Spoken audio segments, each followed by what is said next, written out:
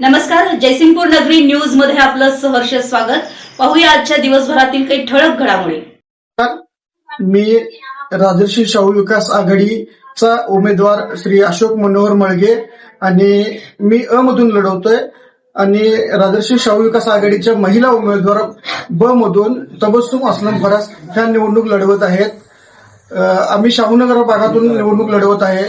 विशेष करून मला सांगायला आवडेल की शाहूनगर भाग हा पूर्वी अविकसित होता, पण जसजसे आमदार राजेंद्र पाटील यड्रावकर साहेब, जयसिंगपूर नगरीचे नगराध्यक्ष संजय पाटील यड्रावकर साहेब यांनी विशेष करून लक्ष देऊन हा भाग पूर्णपणे विकसित केला आहे आणि सुजलाम सुफलाम केला म्हणाल तर हरकत नाही.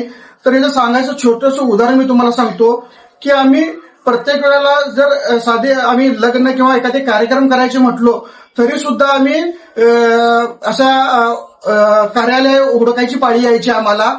पण आता जर बघायला गेलं तर मुस्लिम समाजाचा कार्यालय आहे ते 3.5 ते 4 कोटी रुपयाचं कार्यालय आम्हाला एवढ्या मोठ्या प्रमाणावर निधी देऊन निर्माण केलेलं आहे.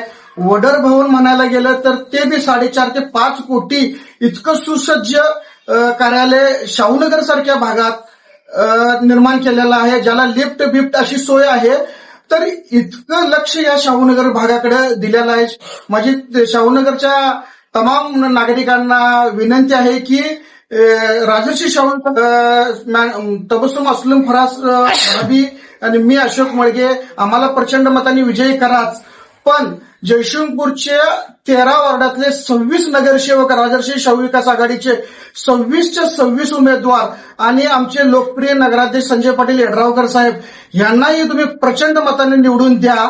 कारण विकास हा जर सत्ता पूर्ण झाली तर काय होतंय ह्याचं उदाहरण संजय पाटील यड्रावकर साहेब, माननीय आमदार राजेंद्र पाटील यड्रावकर साहेबांनी हे आपल्याला दाखवून दिलेलं आहे. महाराष्ट्रातल्या मला असं वाटतंय की एक दुर्मिळ उदाहरण असेल किंवा कोल्हापूर जिल्ह्यातले अशी एक जयसिंगपूर नगरपालिका असेल की इतका प्रचंड निधी हा नगरपालिकेकडे आलेला आहे. हा आलाय का तर जयसिंगपूर वासियांनी जो टाकलेला नगराध्यक्ष आणि आमदार साहेब यांच्यावर जो विश्वास टाकला आहे त्याच्यावर हा निधी आलेला आहे. हा निधी हा गोरगरिबांच्यासाठी कसा वापरला जातोय ह्याचं एक हे उदाहरण आहे की जिथं जिथं गरज असेल तिथं तिथं आमदार साहेबांनी, नगराध्यक्ष साहेबांनी, संजय पाटील यड्रावकर साहेबांनी तो निधी वापरलेला आहे. छोट्यात छोट्यात असलेला समाज आणि प्रत्येक समाजाला न्याय द्यायचं काम केलेलं आहे. असं नाही की एकाच वर्गाला न्याय दिलेला आहे. छोट्या समाजात असलं तरी सुद्धा एक नाही त्याला काही गरजा आहेत. त्याला कार्यालय असू दे, त्याला जागा असू दे, ऑफिस असू दे, अशा सगळ्या गोष्टीतला जो समाजाला न्याय द्यायचं काम आहे तो न्याय द्यायला आहे.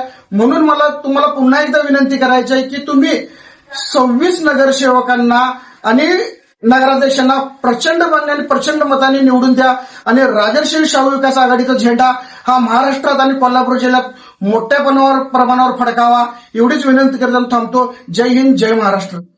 आमच्या जयसिंगपूर नगरी न्यूज चॅनलला लाईक करा, सबस्क्राईब करा आणि हो, स्क्रीनवर दिसत असलेला व्हॉट्सअप नंबर तुमच्या मोबाईलमध्ये ऍड करा.